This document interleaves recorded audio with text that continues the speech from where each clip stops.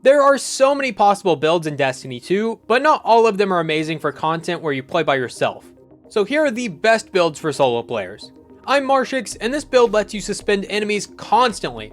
6 Coyote. This exotic gives you 2 dodges, and normally that wouldn't be worth your exotic slot, but we're going to take advantage of this with Ensnaring Slam. This allows you to convert your dodge into a dive ability that suspends everything you hit with it, leaving them completely vulnerable for a few seconds, and can be used to trigger certain subclass fragments like Thread of Mind.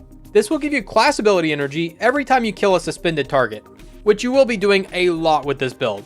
This means you'll constantly be charging one of your dodges, and you'll never have to worry about not being able to suspend something. Just dive into the action, wipe them all out while they're suspended, and move on to the next wave. Other important parts of the build are Shackle Grenade for a backup way to suspend enemies, Widow Silk for 2 Shackle Grenades, Thread of Continuity to keep enemies suspended for longer, Thread of Generation to get more suspending grenades more often, Thread of Warding to have an easier time staying alive after picking up Orbs of Power, and Reaper to create Orbs of Power after every dive. And you don't really need any specific weapons for this build, just use whatever is appropriate for this situation. Dim link in the description if you want to copy and paste this onto your account, and same thing with all the other builds in this video. Another amazing build for suspending things revolves around Mindspawn Invocation. This allows you to consume your Shackle Grenade to gain 25 seconds of Weaver's Trance. While you have this buff, all kills will create a burst that suspends everything around it. This is already powerful, but we can make it even better with Necrotic Grips. Melee hits poison enemies, and when those enemies die, they will spread more poison to other nearby enemies. As you can see, this stacks with Weaver's Trance, making one melee kill suspend and poison nearby enemies, and when those die from the poison, they will spread even more poison and suspend things too. And this will keep going on until there's nothing left. But it gets better. Weapons of Sorrow like Osteostriga, Thorn, and Necrochasm can deal poison damage, and this poison will activate Necrotic Grips, meaning kills with these weapons can also create that massive poison spread and suspend enemies with Weaver's Trance. My favorite of these 3 weapons is Osteo, since you don't really have to aim with it, but they're all really good. For fragments, we have Thread of Generation to get grenades back for Weaver's Trance, and Thread of Continuity to increase the duration of suspend effects. And the others are completely up to you, but I went with Thread of Wisdom to create Orbs of Power from everything that gets suspended, and Thread of Warding to get Woven Mail from those Orbs of Power. This next build deals some massive damage and gives you constant healing all the time, and it's super fun to play, just like today's sponsor. This game has brutal boss battles, deep tactical gameplay, and hundreds of champions for you to collect and upgrade, like my favorite, Ultimate Death Knight, who keeps my entire team alive by tanking all the damage. If you're into collecting awesome characters and having a great time with amazing gameplay, click the link in the description or scan this QR code. Raid Shadow Legends is a free-to-play game on both PC and mobile, with tons of content including a full campaign, dungeons, clan bosses, faction wars, the Doom Tower, PvP, and even more. And Raid is increasing its roster of awesome-looking champions with a brand new mythical rarity, a step above legendary champions. These have a special new mechanic called Metamorph that allows them to change between 2 different forms, like how I changed from a highly trained swordsman during the day into a technically professional gamer at night. But unlike my transformation, mythical champions are really strong, giving you essentially 2 champions in one, each with their own set of unique skills that provide a lot of versatility to your team. Each form has a different type, so one could be a damage-dealing knight, and the other could be a flaming angel of healing. Mythic champions can be summoned from these new red primal shards, and there are currently 5 of them available, each with 2 forms, so it's kinda like having 10 of them. And Raid just released the Cursed City, one of Raid's biggest features since the Doom Tower, with 100 stages to complete, including stages where you have to take down 2 of Raid's bosses at the same time. As you work your way through the Cursed City and complete its various quests, you can even get your hands on a mythical champion. If you haven't started playing Raid yet, what are you waiting for? Click my link in the description or scan this QR code here on screen to get insane bonuses like the epic champion Drake and a bunch of other useful things. Also, once you're in game, new and old players can use this code to get even more free stuff. If you want to play with me, you can find me under the name Marshix Prime and join my clan called the Meerkat Crew. Just click the link in the description and I'll see you on the battlefield. Titans also have a really strong strand build thanks to Banner of War. One melee kill will activate Banner of War, giving you a green circle around your character. This will heal you every few seconds and increase your melee damage too. Additional kills will extend the duration of Banner of War and increase the potency of the healing and the damage bonus. Next, we're going to use Synthoceps to double down on melee damage when we're near 3 or more enemies, which we definitely will be, being that this is a melee build. You'll also want a 1-2 punch shotgun to triple down on melee damage by shooting an enemy right before you punch, and Tractor Cannon to further increase this damage again by 30%. All of this will make it so your melees can absolutely destroy everything you encounter. Since we're going to be punching things a lot, I decided to throw in heavy-handed to spawn orbs of power with melee kills, and as soon as we pick those up, we will get a free chunk of health thanks to recuperation. And these orbs will also activate Thread of Warding for Woven Mail. Woven Mail gives you a ton of damage reduction, but more importantly, it triggers Into the Fray, giving faster melee regen when we have Woven Mail. This is very nice since your charged melees are where the majority of your damage comes from. We also have Thread of Transmutation to create tangles when we have Woven Mail, Thread of Fury for more melee energy when we destroy those tangles, and Thread of Generation to get your grapple grenade more often, which you can use with 1-2 punch to deal some crazy damage. Long story short, punch something to get Banner of War and Woven Mail, throw tangles when you see them to get your melee back, then just shotgun and punch and you win the game. I've talked about this next build many times on this channel, but it's too good not to put on this list. Combination Blow. This will increase your melee damage with each melee kill, and it fully refunds your dodge ability. If you pair this with Gambler's Dodge, you can create a loop where you melee to get Combination Blow, then dodge to get your melee, then melee to get ×2, and you see where this is going. For aspects, we have Lethal Current, to create Chain Lightning with our punches after we dodge, which is literally every second, and Flow State to become amplified each time we punch an enemy, and we get a few more bonuses too. We also have Spark of Resistance for damage reduction while we're doing Combination Blow, Spark of Feedback for more melee damage, Spark of Ions so we can create Ionic Traces with punches, and Spark of Amplitude to create Orbs of Power with our punches. Now we're going to use this with a 1-2 punch shotgun for more melee damage, and Liar's Handshake. This will do two things in our build: increase the melee damage from follow-up punches, and heal us with those follow-up punches. So not only will we be shredding through every enemy, we will also easily stay alive thanks to the healing. And we can get even more survivability through recuperation to heal after picking up Orbs of Power, and heavy-handed to spawn Orbs of Power from melee kills. Overall, this is a very strong build for ad clear, survivability, and it can even put out some really high damage numbers. Definitely my first pick for solo flawless dungeons. This super chaotic room wasn't a problem at all. I'm basically invincible because of my melee. And this next build also turns you invincible with melees. Karnstein Armlets. Melee kills give you restoration for 8 seconds, and finishers give you restoration ×2 for 8 seconds. You can then extend that timer up to 12 seconds with Ember of Solace, and each time you get another melee kill, this timer will reset back to 12 seconds. And that's pretty much what we're focusing on. Get restoration from either a melee or a finisher, preferably a finisher for ×2, then just keep restoration going forever so you'll never die. And there are a few ways to make that process easier. Ember of Empyrean will add more time just by getting solar kills, whether it be a weapon or ability, and Ember of Searing will allow you to create fire sprites, which will also reset your restoration timer when you have Ember of Mercy.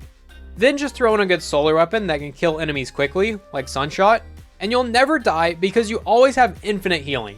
For mods, you don't really need anything specific, maybe heavy-handed to make Orbs of Power each time you use Karnstein, and obviously weapon surges because every build needs weapon surges. But it's not just Warlocks that get infinite restoration. Titans have it just as good. Laurely Splendor will automatically consume your class ability when you get to low health, and it will turn your class ability into a sunspot at your feet. This sunspot will give you restoration. And that's it, that's all you need to do. Just take damage. You're gonna do that anyway. That might sound busted, because it is. This also works with the fragments mentioned before, Ember of Solace to make restoration last longer, and Ember of Empyrean to extend the duration indefinitely as long as you can keep getting solar kills. So basically, you just play until you eventually get hurt, then you literally can't die. Now, since this does consume your class ability, we will need a good way to get that back quickly, which is why we're using Focusing Strike and Bolstering Detonation. This will give you class ability energy whenever you deal damage with either a melee or a grenade. And we're also using Ember of Singeing to get it back faster by scorching enemies, which we'll be doing with a solar weapon with Incandescent. You can also swap Laurely to Precious Scars to easily get restoration just by getting solar weapon kills. It's extremely easy to set up. Both exotics are really strong and achieve the same goal, so it really comes down to personal preference. Actually, Precious Scars actually requires kills. Laurely just happens on its own. Okay, forget about Precious Scars. Laurely's better. Cry about it. You can melt bosses with hand cannons. Lucky Pants. Pulling out a kinetic hand cannon will temporarily increase its damage. By a lot. Each hit will increase it by 60%, and it stacks up to 10 times for a total of 600% more damage. Now, because this is only active for a few seconds, the fastest firing hand cannons work best with it, which is why the best hand cannon for this is Warden's Law. This is a 2-round burst hand cannon that drops from Nightfalls. Since this shoots 2 bullets at a time, you only have to shoot 5 bursts to get the full damage buff. And as soon as you get that, you'll be destroying everything.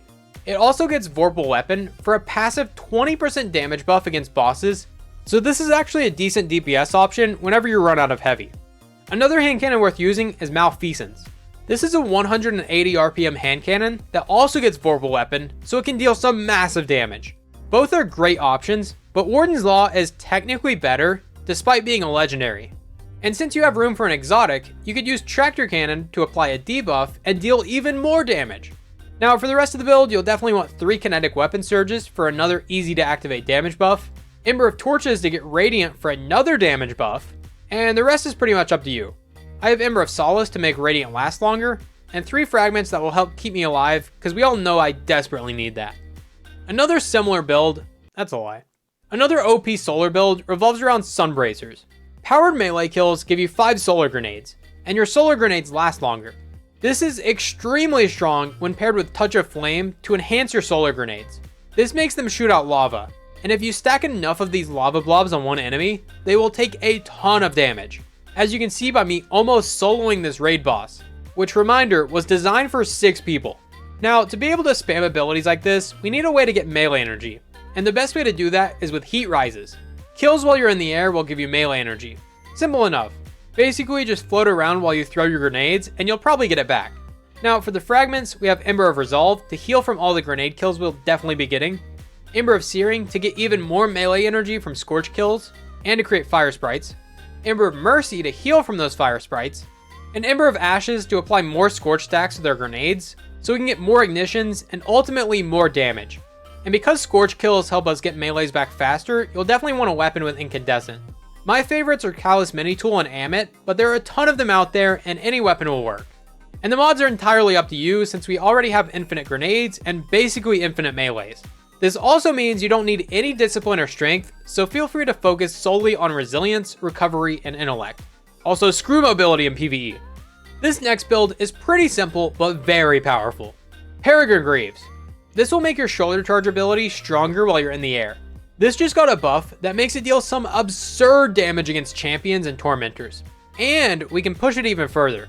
The subclass we're using is Void, because of Offensive Bulwark. While you have an overshield, your grenades regenerate faster, and you deal more melee damage, which is on top of the 1000% buff that Peregrine got. We also have Bastion to easily get overshields at any time with our Barricade, Echo of Persistence to keep those overshields for longer, Echo of Provisions to get melee energy from grenade damage, Echo of Leeching to heal you each time you get a melee kill, and Echo of Starvation for Devour, which will help keep you alive while you close the gap between you and your victim.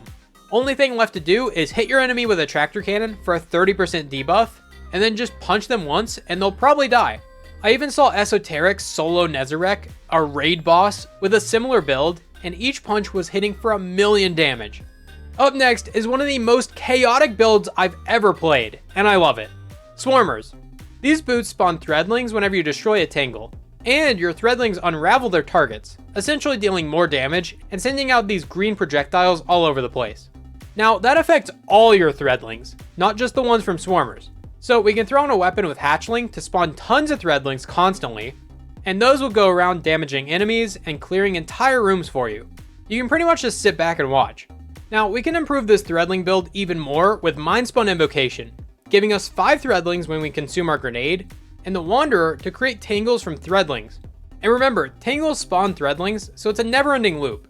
We also have Thread of Continuity to increase the duration of the unravel effect caused by our threadlings, Thread of Evolution to deal more damage with threadlings, Thread of Rebirth to spawn even more threadlings with your weapons, and Thread of Warding because I like not dying.